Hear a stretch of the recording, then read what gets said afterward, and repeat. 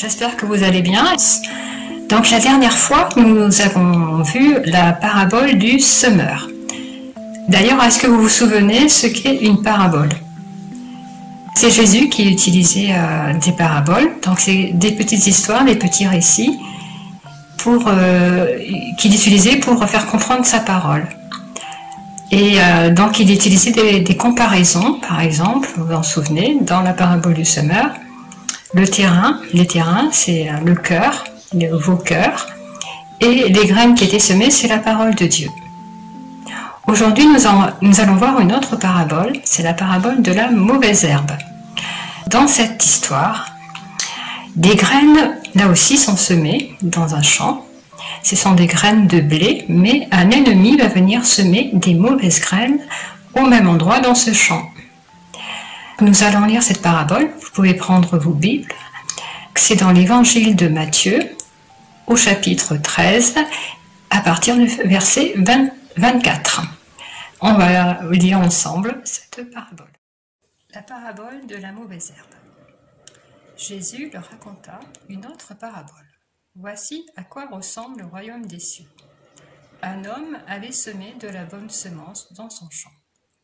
Une nuit, pendant que tout le monde dormait, un ennemi de cet homme vint semer de la mauvaise herbe parmi le blé et s'en alla.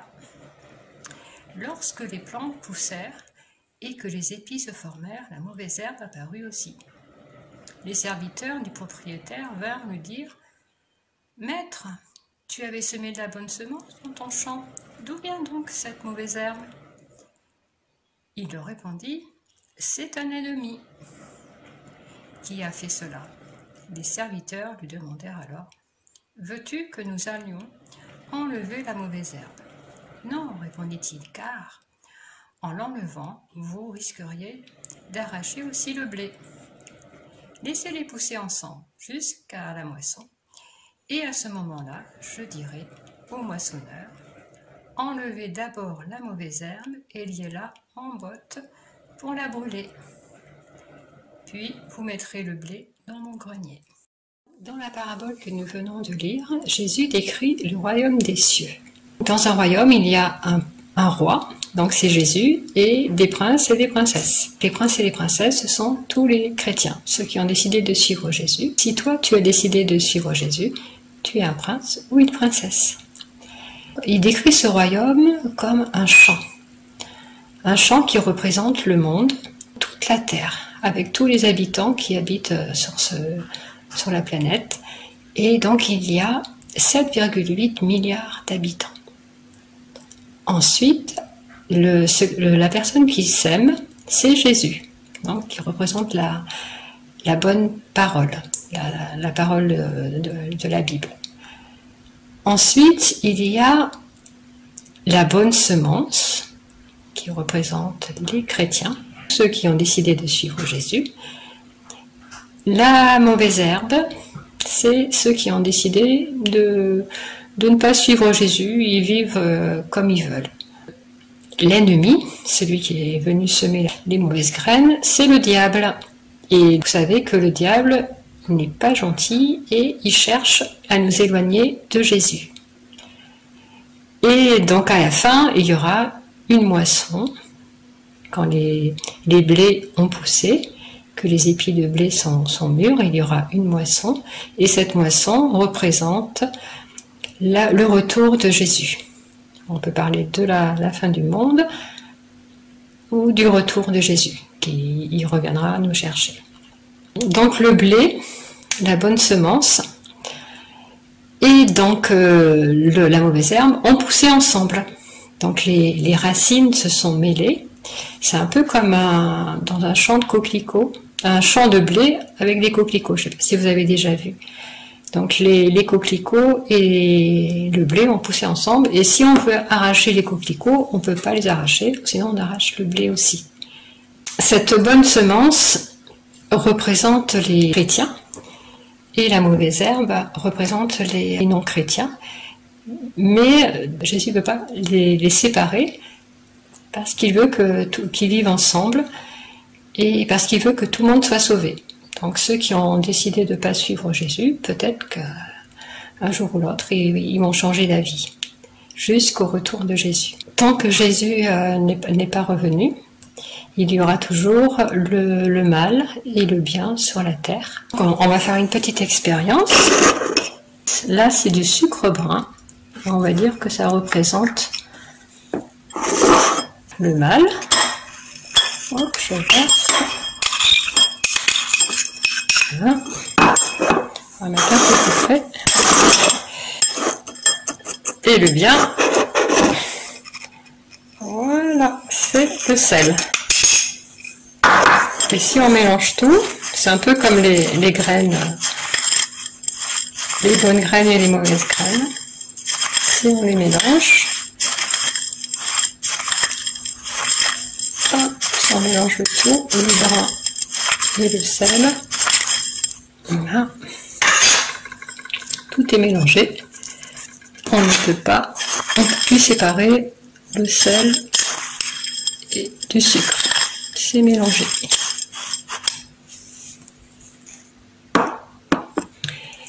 Et donc, est-ce que vous savez faire la différence entre le bien et le mal dans votre comportement de tous les jours?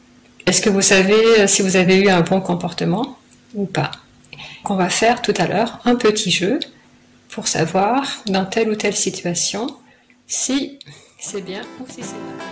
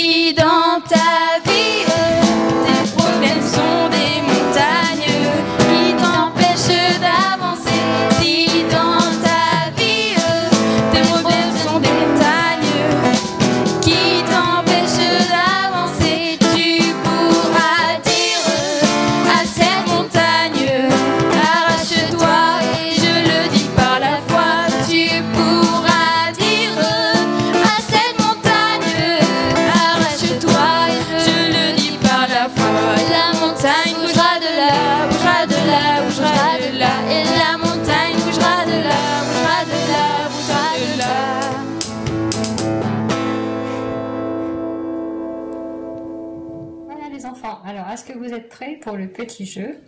Donc, vous allez devoir choisir, dans une certaine situation, deux comportements. On a vu qu'on pouvait bien se comporter et mal se comporter. Alors, par exemple, il y a le désordre dans votre chambre, il y a des jouets partout, c'est le bazar. Et maman te demande, s'il te plaît, il faut ranger ta chambre. Alors tu dis oui, je vais la ranger et hop, tu filmes dans le jardin. Ça c'est la première attitude.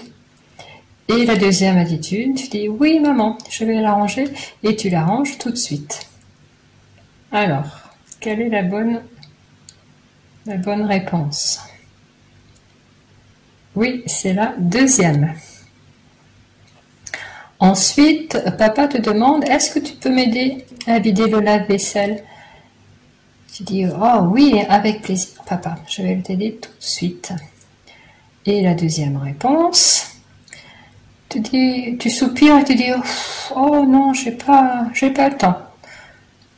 Alors, laquelle réponse est le bon comportement? Donc, c'est, oui, la première. Ensuite, par exemple, quelqu'un t'a fait du mal à l'école, il t'a poussé et tu es tombé. Alors, le premier comportement que tu peux avoir, c'est d'être en colère contre lui, de plus vouloir lui parler, d'être fâché contre lui. Et la deuxième, c'est tu lui pardonnes, tu lui dis ouais, c'est pas grave, Alors, la bonne réponse, la première ou la deuxième, donc, c'est la deuxième. Donc, ça doit vous rappeler l'histoire que Philippe et ses marionnettes vous a raconté. Il fallait pardonner, même si on nous a fait du mal, même si c'est pas facile.